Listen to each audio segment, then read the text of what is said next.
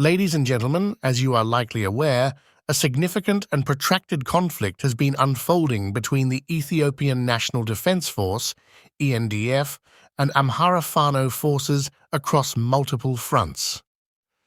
In previous communications, I apprised you of the Ethiopian Army's launch of a comprehensive offensive operation against the Amhara Fano forces in the Amhara region. This operation involves the collective efforts of the regime's forces, who have aligned themselves with the ENDF in the ongoing conflict. In this video, I aim to provide you with the most up-to-date information regarding the ongoing hostilities in the Amhara region. In our last communication, I reported that intense clashes were occurring in and around the vicinity of Kobo city. There have been significant developments in this area since then. According to the latest information we have received from various sources, Amhara Fano forces have inflicted substantial casualties upon the ENDF and Oromo soldiers stationed on the Kobo front. These skirmishes have escalated, resulting in an intensified state of combat. Dozens of ENDF soldiers have been wounded in recent attacks by Amhara Fano forces on the Kobo front. The ENDF appears to be heavily equipped, with reports suggesting the use of heavy artillery against the Fano forces in the Kobo area. One of the most noteworthy updates we have received indicates that Amhara Fano soldiers have managed to advance remarkably close to the city of Kobo. Furthermore, according to additional reports from our sources, Amhara Fano forces have reached the doorstep of Desi, indicating that heavy fighting is also underway in various areas within Kobo city itself. Kobo holds immense strategic significance as it is situated along the A2 highway, making it a crucial focal point for both opposing forces. The control of Kobo city has become a paramount objective for the Fano forces, as its capture would significantly facilitate their advance toward Waldia city. It is reported that Fano forces are diligently striving to gain control over Kobo city, as the outcome of this battle may have far-reaching implications for the overall course of the conflict in the Amhara region. It is abundantly clear that the Fano forces are exerting maximum effort to gain control over Kobo city, a development that could significantly reshape the course of this protracted conflict. In addition to the ongoing developments in Kobo city and its surroundings, there are reports of significant activities involving Amhara Fano forces in various other districts and areas. Notably, Fano forces have been engaged in Banja district, Fagta, Danjia, Gundul, and Sakala. These reports suggest that Amhara Fano forces have been executing coordinated and strategic operations in collaboration with each other. In Banja district, reports indicate that Amhara Fano forces have achieved their objectives effectively. They have reportedly launched joint special operations aimed at eliminating opposing forces in the area. The situation in Banja district is evolving rapidly, and it appears that the Fano forces have made significant gains in their operations. One particularly concerning report highlights a major confrontation between Ethiopian army personnel and Amhara Fano forces in the Awi zone's Banja district. It is reported that hundreds of Ethiopian army personnel were deployed in a fierce battle in this region.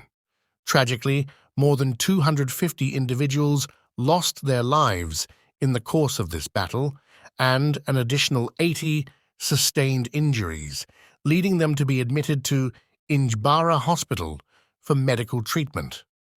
Further updates on this dire situation reveal that the battle took place primarily in the Surta and Kuchkwach Kabeles of the Awi zone, Banja district. The casualties have been significant, with 5 individuals succumbing to their injuries while undergoing treatment and 15 others currently undergoing intensive medical care. Apart from this, reportedly, the Fano, an indigenous grassroots alliance of ordinary citizens, emerged historically as a stalwart defender of the nation's sovereignty and territorial integrity against external interference. One pivotal moment in its history was its resolute stance during the Italian invasion.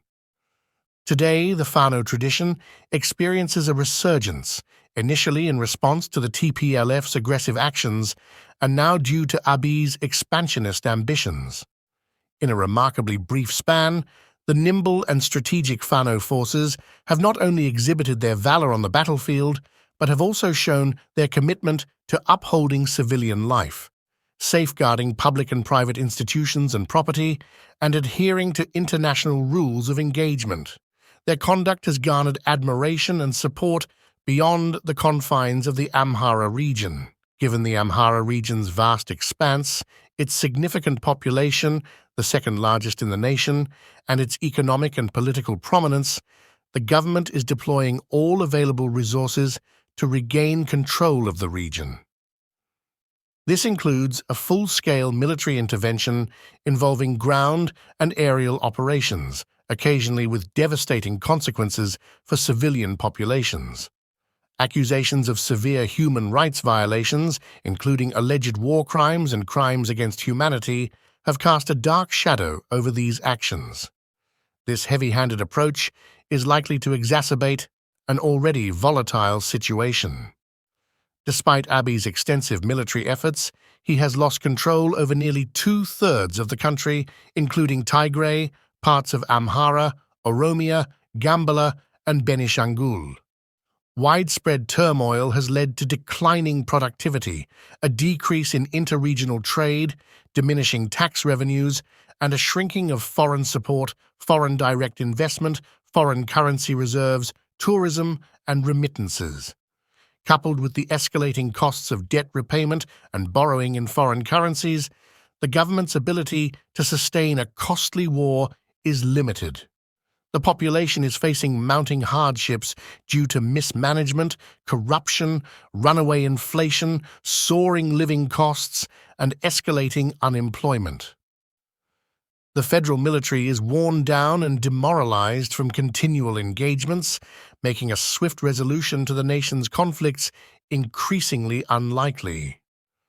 Discontent with Abiy's leadership and governance is fueling the growth and empowerment of movements like the Fano in other regions.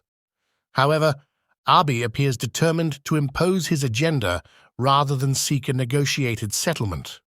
With the country fractured along ethnic lines and years of radicalization, the specter of a devastating civil war looms large, with unforeseeable consequences. The Fano, enjoying widespread popularity with a surge in young recruits, face an urgent need to consolidate their ranks. They must complement their military capabilities with forward-thinking and astute political leadership. Collaborating with fellow citizens from various backgrounds is imperative to alleviate the prevailing suffering and pave the way for a brighter future for all.